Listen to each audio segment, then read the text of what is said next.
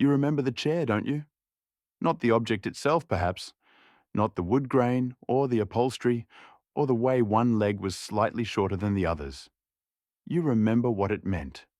You remember that it was yours, that when you came home, it would be there, that when dinner was ready, that's where you would sit, that your place at the table was not a negotiation. It was a fact. And now, when you go home, if home is even still a single place, you sit wherever there's room. You pull up a folding chair, you balance a plate on your lap, you eat in shifts because someone has a meeting, someone else has a class, someone is working late, someone isn't coming at all, and no one thinks anything of it. This is just how it is now. This is modern life. This is freedom, isn't it? The freedom to come and go. Why, the freedom to be unbounded by old structures. The freedom to opt in or opt out. But sometimes, late at night, when you can't sleep, you think about that chair, and you realize that what you've lost isn't the chair itself. It's the certainty that you were expected, that your absence would be noticed, that there was a shape in the world that only you could fill. You tell yourself, this is childish. You're an adult now. You have your own life, your own apartment, your own plans. You don't need a designated seat at someone else's table. You've built your own table, haven't you? You've created your own space. You're independent, self-sufficient, free. And yet, the freedom feels hollow sometimes. Not always. Not even often. But in certain moments, scrolling through your phone at midnight, microwaving dinner for one, realizing you haven't spoken out loud to another human being in 3 days, you feel it. A strange weightlessness. A sense that you could disappear and the world would simply adjust around your absence like water flowing around a stone that's been removed from a river. You have friends, of course. You have colleagues. You have family members you text on birthdays and holidays. You have a social life that looks, from the outside, perfectly adequate. But none of these connections come with a chair. None of them come with the assumption of your presence. They all require maintenance, scheduling, confirmation. They're all optional. And maybe that's the word that follows you around like a shadow. Optional. Your role in other people's lives is optional. Their role in yours is optional. Everything is negotiable, flexible, subject to change. There are no fixed positions anymore. No permanent places. Just a constant, exhausting dance of availability and mutual consent. This isn't a complaint exactly. You chose this, didn't you? You moved away. You built a life that prioritized career over proximity. You valued autonomy over obligation. You made the reasonable, rational decisions that modern life demanded of you. And most of the time, you don't regret it. But something has been lost in the translation. Something that doesn't have a name in the contemporary vocabulary of self-actualization and personal growth. Something that sounds embarrassingly sentimental when you try to articulate it. The feeling of being structurally necessary, of being woven into the daily fabric of other people's existence, not through effort or performance, but simply through presence, through the fact of being. You see it most clearly during the holidays, when you go back, if you go back, when the family gathers in whatever configuration it can manage. Some people are missing, some people brought partners no one's met. Some people are there via video call, pixelated and lagging, their disembodied faces floating on a propped-up tablet. The table is set, but the arrangements are improvisational. Sit anywhere.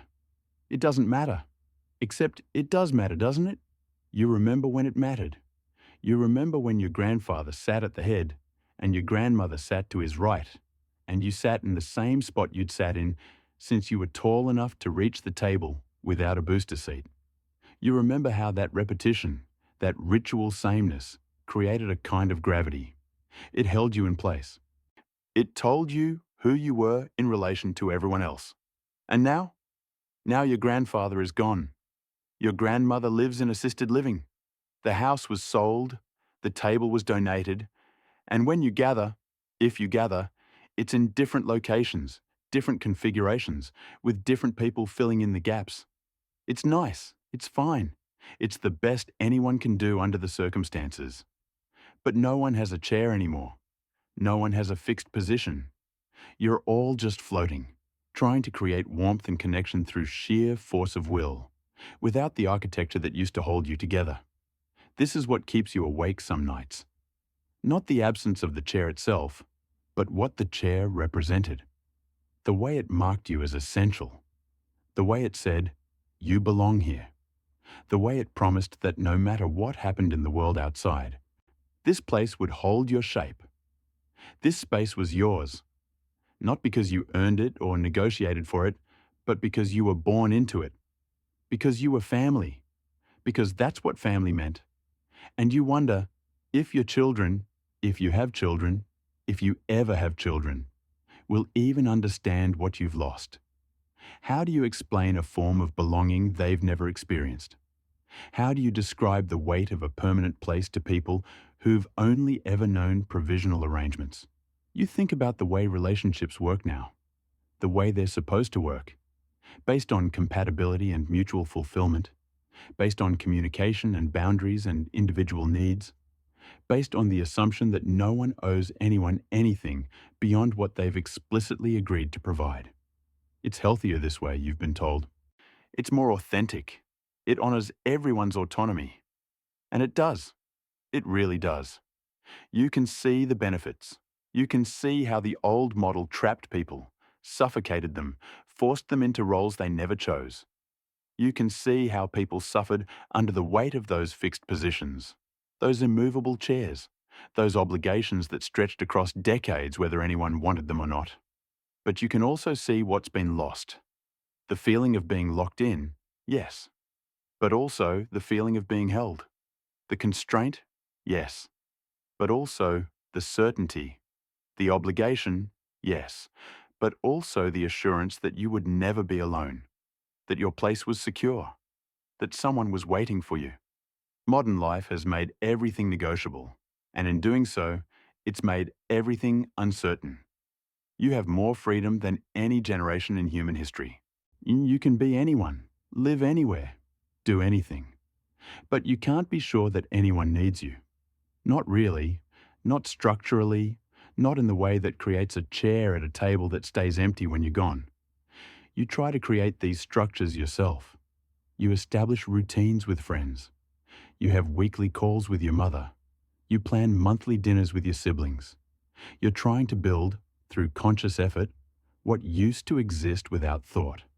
The connection, the continuity, the sense that your life and other people's lives are genuinely intertwined. And sometimes it works. Sometimes you can feel it, that warmth, that belonging. Sometimes the effort pays off and you have a moment where you think, yes, this is enough. This is good. I'm doing it right. But other times, more times than you'd like to admit, it feels like you're playing house, like you're performing connection rather than inhabiting it, like you're all trying so hard to create something that used to simply exist, and the trying itself is proof that it's not real anymore. Not in the way it was. You know, this isn't entirely fair. You know you're romanticizing. You know that family tables were also sites of tension, resentment, disappointment, pain. You know that fixed positions could be prisons. You know that many people were desperate to escape their chairs, their places, their roles in families that didn't see them or love them or allow them to be who they really were. But still, there was something there, something that existed before individual choice became the organizing principle of all human relationships. There's something that connected people not because they were compatible, but because they were bound. Not because they fulfilled each other's needs, but because they were stuck with each other. Not because it was healthy, but because it was permanent.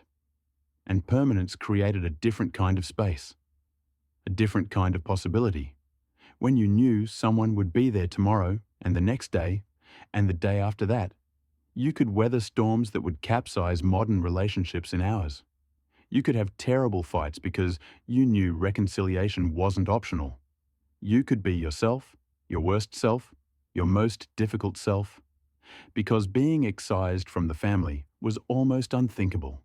This had costs, enormous costs. People were trapped in abuse. People were forced to hide who they were. And people suffered in silence because leaving wasn't a real option. You know this. You're not advocating for a return to that. But you're also aware that in making everything optional, in making every relationship dependent on mutual satisfaction, something else has been lost. The deep roots, the unconditional presence, the chair that waited for you whether you deserved it or not. Now you have to deserve your place at every table. You have to earn your position in every relationship. You have to prove your value, maintain your usefulness, avoid being too much or too little or too different from who people want you to be. And if you fail, if you're difficult, if you're inconvenient, if you're going through something that makes you less pleasant to be around, well, people have boundaries now. People have to protect their peace. People have to prioritize their own well-being. And you agree with this. You do. You've set boundaries yourself. You've stepped back from relationships that were draining you. You've chosen yourself over obligations that felt toxic, or one-sided, or incompatible with who you're trying to become. But late at night, when you're alone, you also wonder, if everyone is always choosing themselves, who chooses us? If every relationship is contingent on our ability to be good company, what happens when we're not? If there are no permanent places anymore, where do we go when we need to fall apart? You think about your grandmother, who took care of her mother-in-law for 15 years. 15 years of daily care for a woman she didn't particularly like, who criticized her constantly, who never expressed gratitude or affection. And when you once asked her why she did it, she looked at you like the question didn't make sense. "She's family," she said, as if that explained everything, as if that was enough. And it was enough. Not because it was easy or pleasant or fulfilling, but because the chair was permanent. The place was fixed. The role was not optional. You would never do that. You can't imagine doing that. It seems almost absurd, the idea of sacrificing 15 years of your life for someone who doesn't even appreciate it. That's not healthy. That's not balanced. That's not honoring your own needs. But your grandmother also never wondered if her mother-in-law needed her. She knew. The chair was there. The place was occupied. The connection was real because it was mandatory, and it was mandatory because it was structural. And it was structural because it had existed before individual choice, before personal fulfillment, before the modern idea that relationships should make you happy. And that's what you're grieving, really. Not the chair itself, not even the specific family table, but the entire framework that made the chair possible. The framework that said, these are your people. Not because you chose them, not because they're good for you, not because the relationship is healthy or reciprocal or emotionally satisfying, but because this is your family. This is your place. This is where you belong, whether you like it or not. That framework is gone now. It's been dismantled, piece by piece, in the name of freedom and authenticity and individual well-being. And the dismantling was necessary. It really was. So many people were suffering under its weight. But now you're living in what comes after, and you're discovering that freedom has a cost too. The cost is certainty. The cost is permanence. The cost is the feeling of being structurally held in a web of relationships that exist independent of your ability to maintain them through effort and performance. You have more choices than any human in history. You can be more yourself than any generation before you. But you can't be certain that anyone will be there when you stop being productive, stop being pleasant, stop being easy to love. Because everyone else has choices too. And late at night, when you can't sleep, you think about the chair. The simple, stupid chair.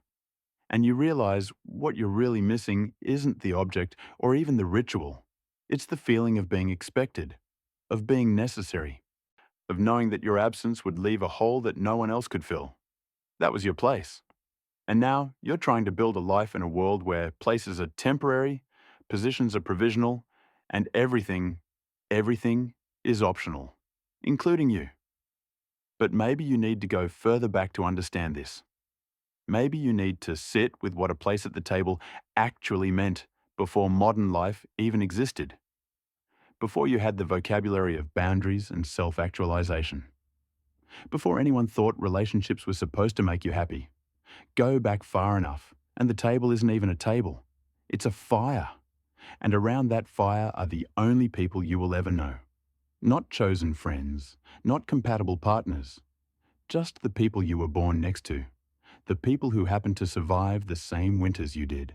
Like the people whose faces were the first thing you saw in the morning and the last thing you saw at night for your entire life. Your place in that circle wasn't a reward for good behavior. It wasn't something you earned. It existed before you were conscious enough to understand it. You were born into a position.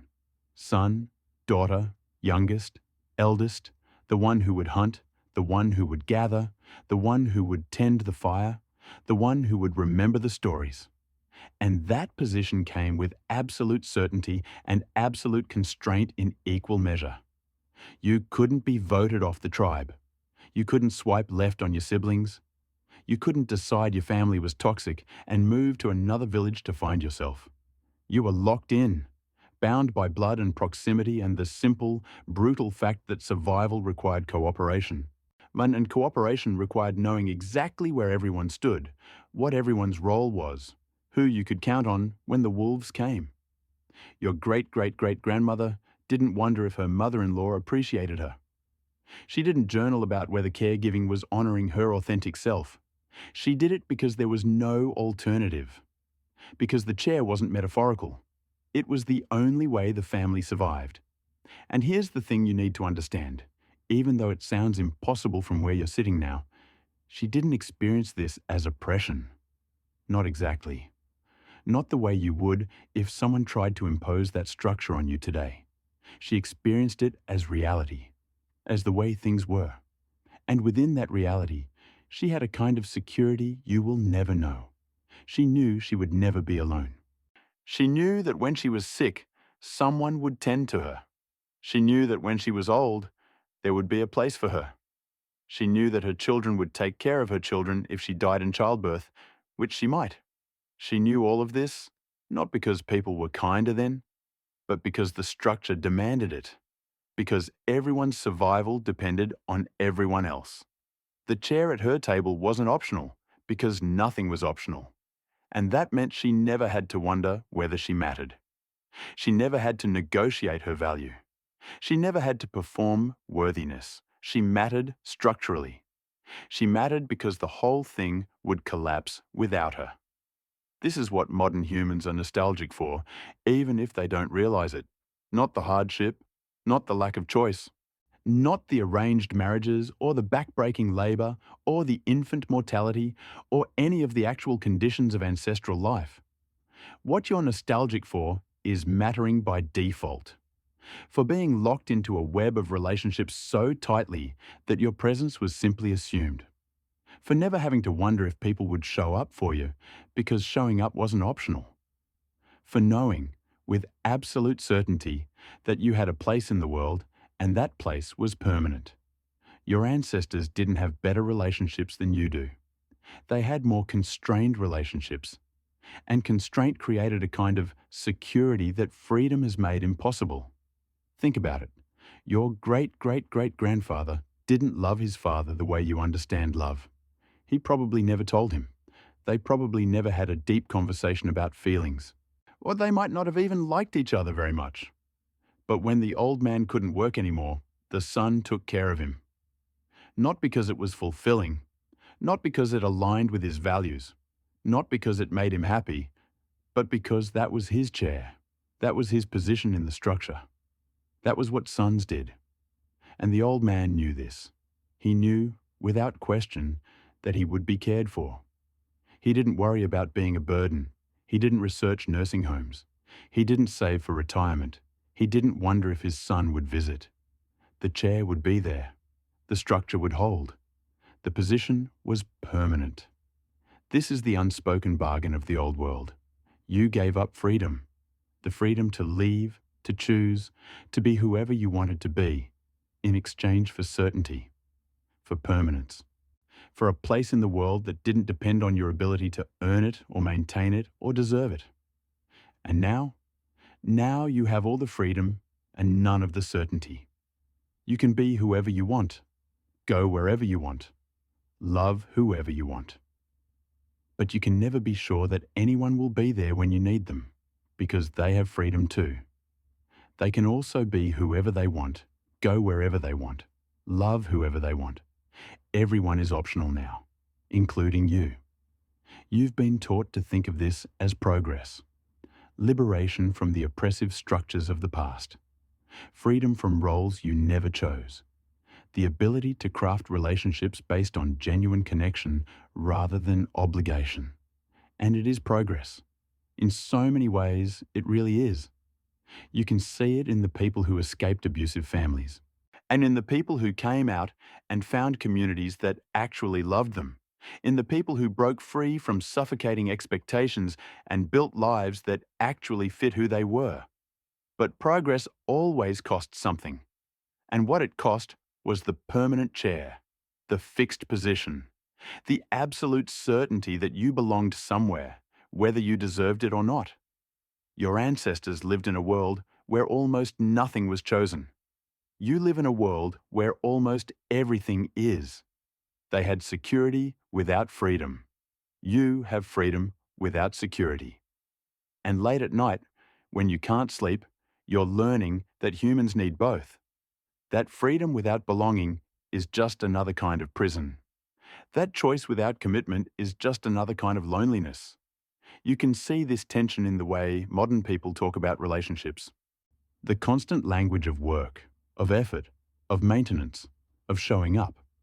As if connection is something you have to continuously construct rather than something you simply inhabit.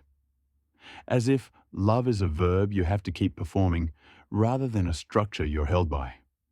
Your great-great-great-grandmother never said she was working on her marriage. She was just married. It wasn't a project. It wasn't something to be optimized or improved or ended if it stopped bringing joy. It was a fact, a permanent condition, a chair that would never move. This sounds oppressive to modern ears, and in many cases it was. But it also meant she never had to wonder if her husband would leave when she got sick, if her children would visit when she got old, if anyone would take care of her when she couldn't take care of herself. The structure held her. And the same structure that trapped her also protected her. You don't have that structure anymore. You have something you're told is better. Authentic relationships based on mutual choice and continuous consent. Relationships where people stay because they want to, not because they have to. But wanting is unstable. Wanting changes. And when all your relationships are based on wanting rather than structure, you're always, on some level, auditioning. Always proving your value. Always making sure you're not too much, not too little, not too difficult, not too dependent. Always aware that if you stop being worth wanting, the chair will disappear. This is exhausting. You know it's exhausting. You feel it in the way you curate yourself for others, in the way you monitor your friendships for signs of drift, and in the way you panic slightly when someone takes too long to text back. You're living without the structure, and the absence of structure means nothing is guaranteed. Your ancestors would have found this unbearable, not because they were weak, but because humans are not designed to live without permanence. We're not designed to constantly negotiate our place in the world. We're designed to know where we stand, who our people are, what role we play. We're designed for the chair. And when the chair is gone, we compensate. We join groups. We build communities. We create friend groups that call themselves chosen family. We try, desperately, to construct through intention what used to exist through structure. Sometimes it works. Sometimes you can build something real. Sometimes the effort pays off and you create bonds that feel permanent, even though everyone knows they're actually contingent. Even though everyone knows that if circumstances change, if someone moves, if someone gets busy, if someone drifts, the whole thing could dissolve. But mostly, you're haunted by the impermanence of it all. by the knowledge that everyone in your life is there by choice, which means they could also leave by choice, that every relationship requires maintenance, which means you're always one period of neglect away from losing it, that there are no default positions anymore, no roles you can count on, no chairs that will wait for you whether you sit in them or not. This is what keeps you scrolling at midnight. What sends you down rabbit holes of people from high school you barely knew? What makes you compulsively check whether your messages have been read? You're looking for evidence that you still have a place, that someone is still holding your chair, that you haven't drifted so far into optionality that you've disappeared entirely. Because that's the great fear, isn't it?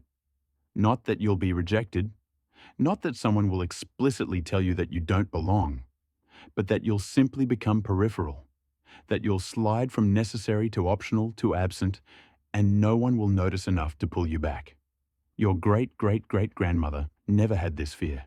She had other fears: starvation, disease, childbirth, violence, but she never feared that she didn't matter. The structure made her matter. Her position was necessary. Her chair was permanent. And you? You have comforts and freedoms and choices beyond her wildest imagination, but you can never stop wondering if you matter. If anyone would truly miss you, if your absence would leave a hole or just a slight adjustment in everyone else's arrangements. This is the trade. This is what you inherited when the structure collapsed.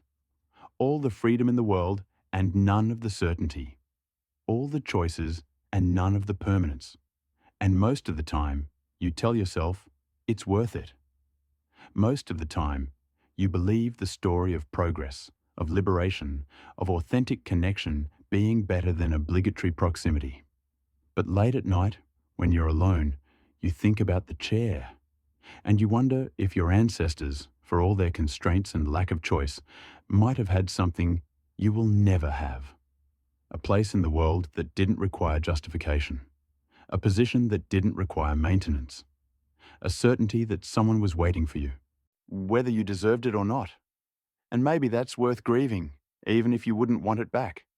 Even if you know, intellectually, that the costs outweighed the benefits. Even if you understand that the structure that created the chair also created tremendous suffering, you can acknowledge that it needed to end and still mourn what ended with it. You can be grateful for your freedom and still feel the weight of your optionality. You can build a beautiful life of chosen relationships and still sometimes ache for the simple, stupid certainty of knowing that your chair would always be there. This is where it gets complicated, because you can't just blame modernity and move on.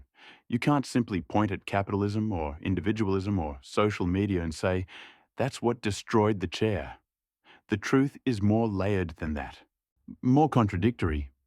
The chair started disappearing long before you were born, long before smartphones and dating apps and the gig economy. It started disappearing when people started moving for work, when they started prioritizing education over proximity, when they started believing that they could craft better lives than the ones they inherited. And they were right. Many of them were right. The chair held people, yes, but it also held them hostage. It kept women in kitchens they didn't choose. It kept queer people in closets they couldn't escape. It kept everyone in roles that might not fit, in towns they might not love, in relationships they might not want. The structure was real, but the structure was also a prison for anyone who didn't fit its assumptions about who people should be and how they should live. So they left. Slowly at first, then faster. They went to college. They moved to cities. They found work that required them to be mobile, flexible, unattached. They prioritized career over community. They chose opportunity over stability. They traded the permanent chair for the possibility of a better life. And they got it. Sort of. Many of them got educated, successful, comfortable. They got autonomy. They got choice. They got to craft identities that their parents couldn't have imagined. They got to love who they wanted, live where they wanted, be who they wanted. But they also got loneliness. They got the anxiety of constant optionality. They got the exhaustion of maintaining relationships across distance and time zones and incompatible schedules. They got freedom from the chair. But they also got distance from everyone who used to sit around the table. And then they had you. They raised you in this world of freedom and choice and possibility. They told you that you could be anything, go anywhere, do anything. They raised you to believe that you weren't obligated to stay close, to take over the family business, to live the life they lived. They wanted better for you. And they gave you better in many ways. They gave you options they never had. They gave you permission to leave, to explore, to find yourself. They gave you the gift of freedom, but they couldn't give you the chair, because the chair only exists in the structure, and the structure only exists when people don't leave.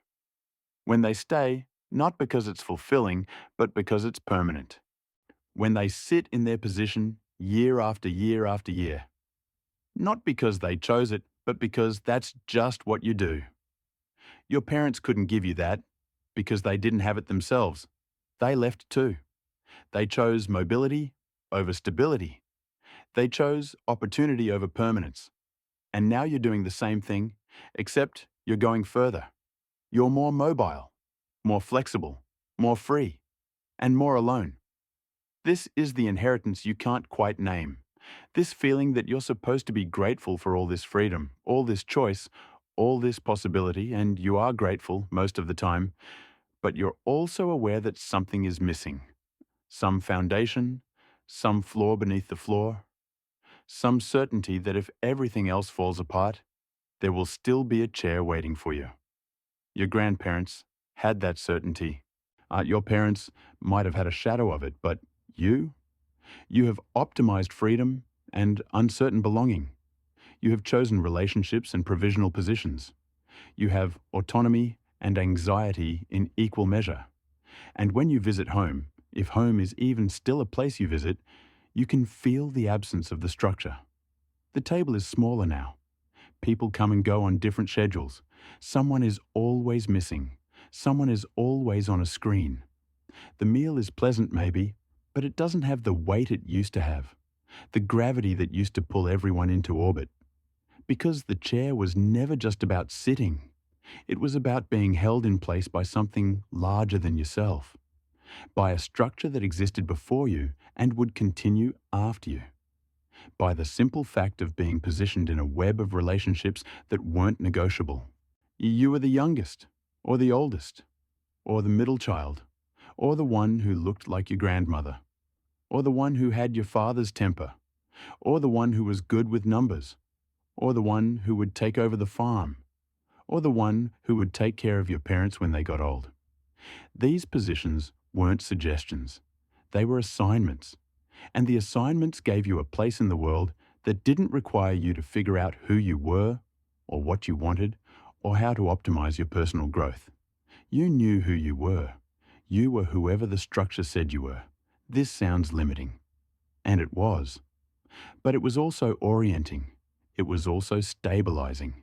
It was also a source of meaning that existed independent of your ability to create meaning through your own choices and achievements. Modern life has removed the assignments. You get to choose who you are now. You get to craft your own identity, define your own values, create your own meaning.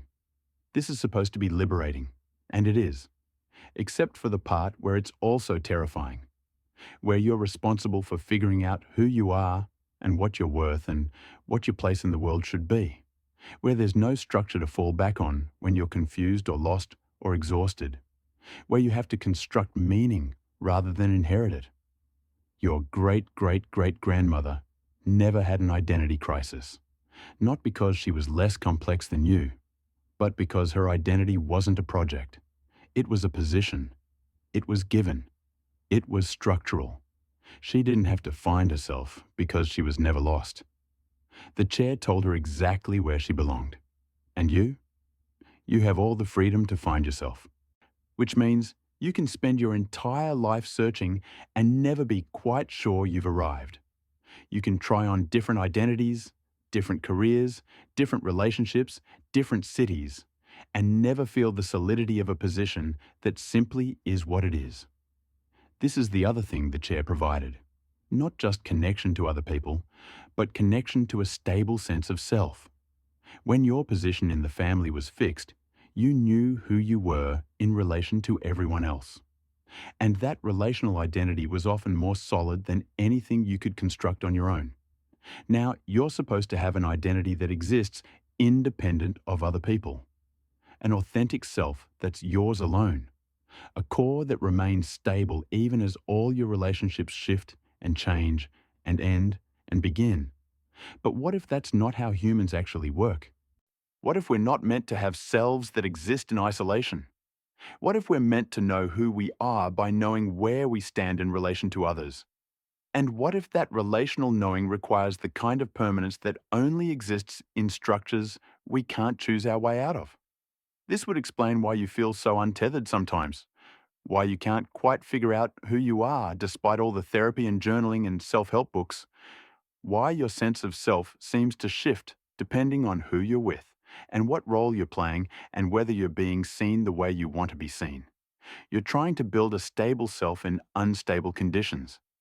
You're trying to know who you are without the structure that used to tell you.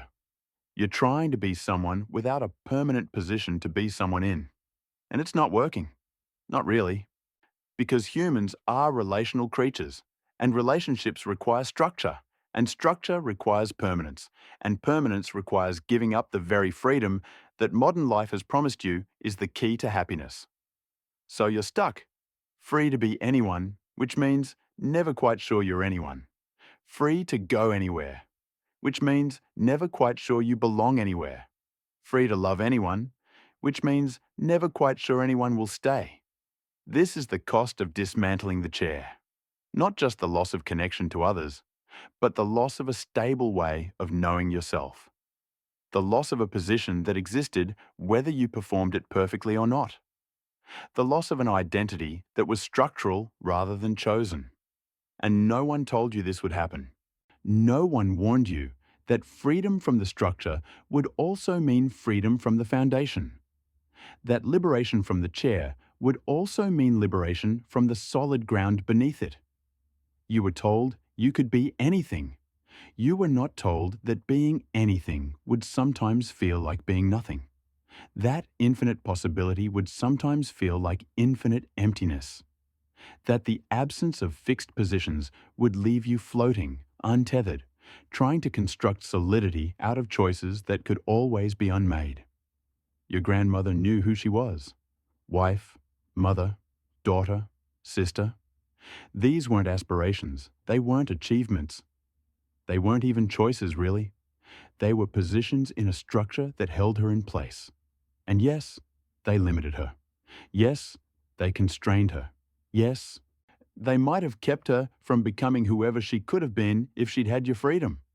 But they also gave her something you're desperately trying to build on your own. A sense of being necessary, of having a place that was undeniably, structurally, permanently hers. She didn't have to find herself because she was already found. She was already positioned. She was already held. And you?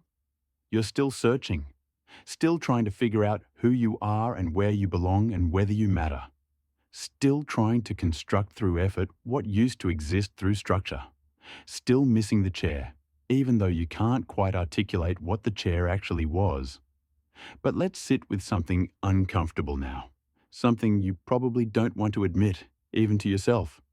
The chair wasn't always kind. So the structure that held people in place also held them down. The permanence that created security also created suffering. Your great-great-great-grandmother's chair came with a price. She couldn't leave, even when her husband was cruel, even when the work was breaking her body, even when she wanted something different, something more, something other than the position she was born into. The chair held her, yes, but it also trapped her. And not everyone had a chair at all. The structure was selective about who it included, who it protected, who it granted the security of permanent belonging. If you were born wrong, wrong gender, wrong color, wrong inclination, you might not get a chair. Or you might get one, but it would be separate, lesser, a position that marked you as different, deviant, disposable, and the table that held some people excluded others entirely. The family structure that created permanence for some created exile for others. The belonging that felt like gravity to those who fit the mold felt like suffocation to those who didn't. So when you're nostalgic for the chair, you need to ask yourself, whose chair? Which table? What kind of structure? Because the old world wasn't a single thing. It was different depending on where you sat, or whether you were allowed to sit at all. Your male ancestors had chairs that came with authority. Your female ancestors had chairs that came with submission. Your queer ancestors might not have had chairs at all, or only chairs they could occupy if they pretended to be someone they weren't. The structure was real. The permanence was real. But the structure was also violent. And the permanence was also a cage. This is what makes the nostalgia so complicated. You're mourning something that was genuinely valuable, the certainty of belonging, the security of fixed positions, but you can't separate that value from the harm the structure also created. You can't have the permanent chair without the fixed roles. You can't have the certainty of belonging without the exclusion of those who don't belong. You can't have the gravity that holds everyone in place without the weight that crushes anyone who tries to move. The structure was a package deal. You couldn't keep the good parts and discard the bad. When it started to crumble, when people started demanding equality, started claiming the right to leave, started insisting on being seen as they actually were, the whole thing had to come down. And it did. Slowly, unevenly, incompletely, but it came down. The chairs stopped being permanent. The positions stopped being fixed. The structure stopped being able to enforce the roles it needed to maintain itself. This was necessary. It really was. The suffering the structure created was real. The people it crushed were real. The liberation that came from dismantling it was real. But the loss is also real. The loneliness is real. The untethering is real. The anxiety of living in a world where every position is provisional and every relationship is optional is real. You can hold both of these truths at once. You can be grateful the structure is gone and still grieve what it provided. You can know that the chair needed to be destroyed and still feel the absence of what it held. This is the position you occupy now, not in a structure, but between structures. Not held in place, but suspended between the old world that can't come back and the new world that hasn't quite figured out how to create belonging without coercion. You have freedom your ancestors couldn't imagine, but you also have loneliness they couldn't imagine. You have choice, but you've lost certainty. You have autonomy, but you've lost the foundation. And you can't go back, even if you wanted to. Even if you're sometimes tempted by the fantasy of returning to a world where your place was secure and permanent, you can't. The structure is gone. The conditions that made it possible are gone. The collective agreement that made people stay in their chairs even when they wanted to leave is gone. You live in the after, in the space where the structure used to be. And in the freedom that came from its collapse and the emptiness that came with that freedom. And most of the time, you tell yourself that this is fine, that you can build new structures, better structures, structures based on choice rather than coercion, that you can create belonging without permanence, connection without constraint, security without sacrifice. And maybe you can. Maybe you are. Maybe the forms of relationship you're experimenting with, the chosen families, the intentional communities, the carefully negotiated boundaries, maybe these will eventually create something solid enough to stand on, something that provides the security of the old structure without the violence. But you're not there yet. You're still in the transitional space, still trying to figure out how to belong to people who can always leave, still trying to feel necessary in a world where everyone is optional. Still missing the chair even though you know the chair was never really yours, that it came with conditions you couldn't meet, assumptions you couldn't embody, roles you could never authentically fill, The nostalgia isn't simple. It can't be simple. You're not mourning a golden age that actually existed. You're mourning a feeling, a sense of being held in place, a certainty that someone was expecting you. And that feeling was real, even if the structure that created it was also harmful. The belonging was real, even if the belonging was conditional. The chair was real, even if the chair came with requirements you're glad you don't have to meet anymore. You're allowed to miss it. You're allowed to grieve. You're allowed to feel the loss of something you also know needed to be lost. This is what it means to live between worlds. To inherit the freedom your ancestors fought for and the loneliness they couldn't have anticipated. To have everything they wanted for you and still feel like something essential is missing.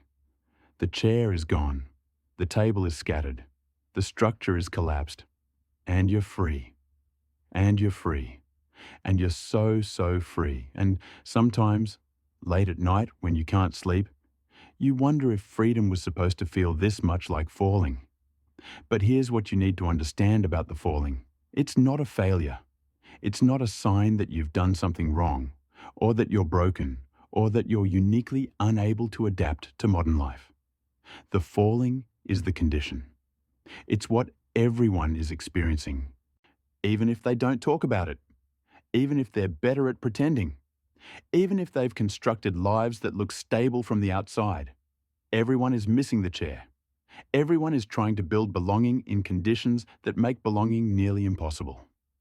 Everyone is exhausted from the effort of maintaining relationships that used to maintain themselves. You're not alone in your loneliness.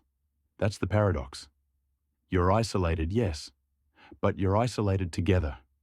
You're all floating in the same space where the structure used to be, all trying to find ground, all pretending you found it when you haven't. This is why you scroll, why you refresh, why you check your phone at 2 in the morning looking for evidence that someone is thinking about you. You're looking for the chair. You're looking for proof that you have a permanent place in someone's life. You're looking for the structure in the absence of structure, and you won't find it. Not in the way you're looking, not in the form you're hoping for, because the structure is gone and it's not coming back. But maybe, and this is the only comfort available, so pay attention, maybe the falling itself can teach you something. Maybe the absence of the chair can show you what the chair was actually holding. It wasn't holding you in place exactly. It was holding a version of you, a role, a position, a fixed identity that may or may not have had anything to do with who you actually were. The chair held you, yes, but it also held you back from ever discovering who you might be without it. It held you in a story written before you were born. It held you to expectations that had nothing to do with your actual capabilities or desires or ways of being in the world. So when you grieve the chair, make sure you know what you're grieving. Are you grieving the security, the certainty, the feeling of being necessary? Or are you grieving the fact that you have to figure out who you are now? That you have to construct meaning rather than inherit it? That you have to build your own sense of place rather than being assigned one? Because those are different griefs. The first is legitimate. The second is just resistance to the work of being alive in this particular moment in history. Your ancestors didn't have to find themselves. You do. That's harder. That's more uncertain. That requires a kind of courage they never needed because they never had the option to be anyone other than who the structure told them to be. But it's also an opportunity they never had. A possibility that exists only in the absence of the structure. A freedom that's only available to you because the chair is gone. You can be anyone now, not because being anyone is easy or comfortable or emotionally satisfying, but because the structure that used to determine who you were has collapsed. You're falling, yes, but you're also free to discover what's true about you underneath all the roles you inherited, underneath all the positions you were assigned, underneath all the expectations that had nothing to do with who you actually are. The falling is terrible, but the falling is also liberation. If you can bear the uncertainty long enough to discover what's on the other side. And what's on the other side isn't another chair. It's not another structure. It's not another set of fixed positions that will tell you who you are and where you belong. What's on the other side is just you, unpositioned, unfixed, unassigned, and you get to decide what to do with that. You get to choose who to become, who to love, who to stay connected to, what kind of life to build. Not because the structure requires it, not because the position demands it, but because you want to. And wanting is unstable, yes. But it's also real in a way that obligation never was. When someone chooses to be in your life, it means something different than when someone has to be in your life. When you choose to show up for someone, it means something different than when showing up is mandatory. The new relationships, the ones you're building in the absence of structure, they don't come with the security of the old ones. They don't come with permanence or certainty or chairs that will always be waiting. But they come with something else. They come with authenticity, with intentionality, with the knowledge that everyone present has chosen to be present, that the connection is real because it's voluntary. This doesn't solve the loneliness. It doesn't bring back the chair. But it offers a different kind of belonging. A belonging based on recognition rather than obligation. On seeing each other rather than simply being positioned near each other. Your great-great-great-grandmother was held in place by structure. You're held, when you're held at all, by people who have decided you're worth holding, who keep choosing you even though they don't have to, who show up even though the structure isn't forcing them to. That's terrifying, but it's also beautiful. In a way, the chair never was. The chair was certain, but the chair was also empty of meaning. It was just there, because it had always been there, because that's where you sat, because that's what the structure required. But when someone shows up for you now, when someone makes space for you in their life even though they don't have to, when someone holds your place at their table even though that place is optional, that means something the chair never did. That's a different kind of permanence. Not structural permanence, but chosen permanence. Not guaranteed, but real. Not certain, but intentional. And maybe that's what you're actually building in the wreckage of the structure. Not a return to the chair, but a new form of belonging. One that's more fragile, yes. More contingent. More dependent on effort and intention and continuous choice. But also more real. More true. More reflective of who people actually are rather than what positions they occupy. You can grieve the chair and still appreciate what exists without it. You can miss the certainty and still value the authenticity. You can feel the loss and still see the possibility. This is what it means to live in the after. To hold the grief and the gratitude at the same time. To know what was lost and what was gained, and to understand that both are real and neither cancels out the other. The chair is gone, and you're free, and you're lonely, and you're building something new. And on some nights, when you can't sleep, you'll still miss the simplicity of knowing where you belonged. But other nights, you'll feel grateful that you get to discover belonging on your own terms, that you get to create connection based on who you actually are rather than what role you were assigned. Both are true. Both will always be true. And learning to hold both is the work of being alive right now. The work of living between structures. The work of finding ground in the falling. The work of building belonging in the absence of certainty. It's harder than what your ancestors had to do, but it's also more honest, more reflective of the complex reality of being human, more aligned with the truth that belonging is something we create together, not something that's imposed on us from outside. The chair is gone, and maybe that's okay. Maybe it had to go. Maybe you'll build something better in the space it left behind. Or maybe you won't. Maybe you'll spend your whole life missing it, missing the certainty, missing the security, missing the simple fact of having a place that was undeniably permanently yours. Both are possible. Both might be true at different times. And that's okay too, because the falling doesn't last forever. Eventually, You find something to stand on, not a structure, not a chair. Just moments of connection, instances of being seen, glimpses of mattering to someone in a way that feels real, even if it's not permanent. And you learn to live in those moments, to appreciate them for what they are rather than mourning them for what they're not. To let them be enough, even though they're not everything. This is what modern belonging looks like.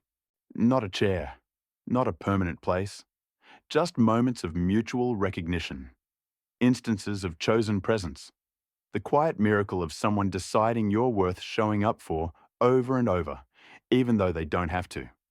It's not the same as what your ancestors had. It's not as secure, not as certain, not as structurally guaranteed, but it's real. And it's yours. And it's what's available. And maybe, if you can stop looking for the chair, you'll notice that you're already being held. Not by structure, not by obligation, not by roles assigned before you were born, but by people, specific people, who have chosen you, who keep choosing you, who make space for you in their lives even though that space is optional. That's not nothing. That's actually everything. It's just hard to see when you're still looking for the chair. So maybe it's time to stop looking, to stop grieving, to stop comparing what you have to what your ancestors had. Maybe it's time to just notice who's here, who shows up, who holds space for you, who keeps your place, even though they don't have to. Maybe it's time to let that be enough. Not because it's the same as the chair, not because it provides the same certainty or security or structural permanence, but because it's what's real. It's what's true. It's what actually exists in the world you're actually living in. And maybe that's the final lesson of the chair. Not that you should try to get it back, not that you should mourn its absence forever, but that you should notice what exists in its place, the chosen connections, the intentional presence, the quiet miracle of being seen and valued and held by people who have decided you matter, even though the structure isn't forcing them to think so. That's your place now. Not permanent, not certain, not guaranteed, but real and chosen and enough, if you can let it be. Now feel the weight of your body where you're lying. Feel the texture of what's beneath you. Notice your breath, not to change it, just to notice it. The way it comes in, the way it goes out, the way it continues without effort, without thought. You've been carrying something heavy, this awareness of what's been lost, this grief for the permanent place, this ache for the chair that waited. You've been carrying it for so long that you've forgotten it's something you're holding. You think it's just part of you now, part of what it means to be alive in this time. But you can set it down, just for now, just for these moments. You can let the question of where you belong and whether you matter and who would notice if you disappeared, you can let all of that rest. Because right now, in this moment, you are here. You are breathing. You are held by gravity, by the surface beneath you, by the simple fact of your existence. You don't have to prove anything. You don't have to maintain anything. You don't have to perform your worthiness or justify your position. You can just be. The way a stone is, the way water is, the way the night is, vast and dark and certain of nothing except its own presence. Think about the people who came before you. All those ancestors you've been comparing yourself to. The ones who had chairs and tables and fixed positions. Think about how they're gone now. All of them. And the structures they built have crumbled. The roles they played have dissolved. The positions they occupied have disappeared. But something of them remains in you. Not their certainty, not their structures, not their answers to questions you're still asking, but their continuation, their insistence on being here, their choice, because it was always a choice, even when it didn't feel like one, to keep going, to keep showing up, to keep breathing even when the world made no sense, to keep connecting even when connection was hard. That's what you inherited, not the chair, not the permanent place, but the stubborn, quiet insistence on being alive. on mattering, on loving even when love is uncertain, on belonging even when belonging is provisional. They did it without knowing what the future would bring, without certainty that their efforts would mean anything, without structure to hold them when everything else fell apart. And you're doing the same thing. Right now, in this moment, you're continuing. You're here. You're breathing. You're still trying to connect, to belong, to matter. That's enough. That's more than enough.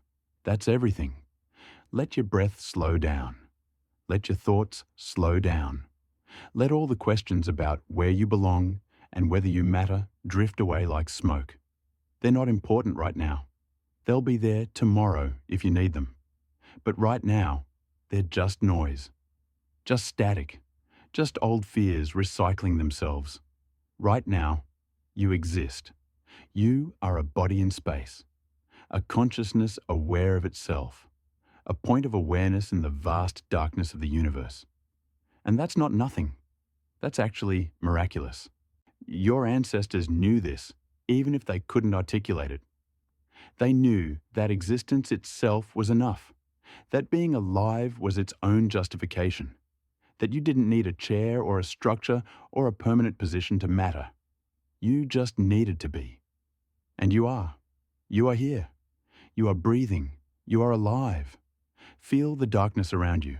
Not threatening, not empty, just present, just there. The darkness that holds everything. The darkness that came before the structures and will be here after them.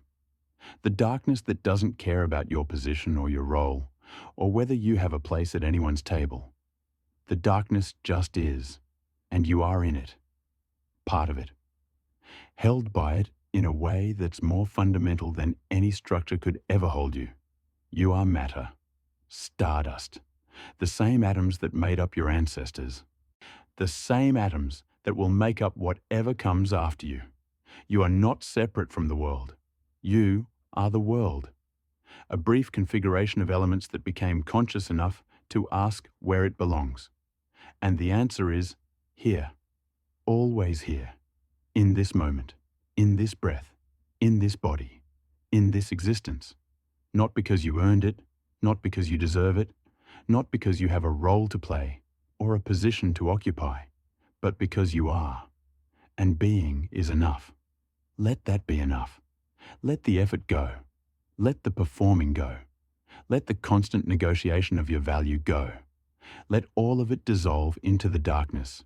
You are held, not by structure, not by obligation, not by roles or positions or permanent places, but by existence itself, by the simple fact of being alive, by the mysterious grace of consciousness in a universe that's mostly void.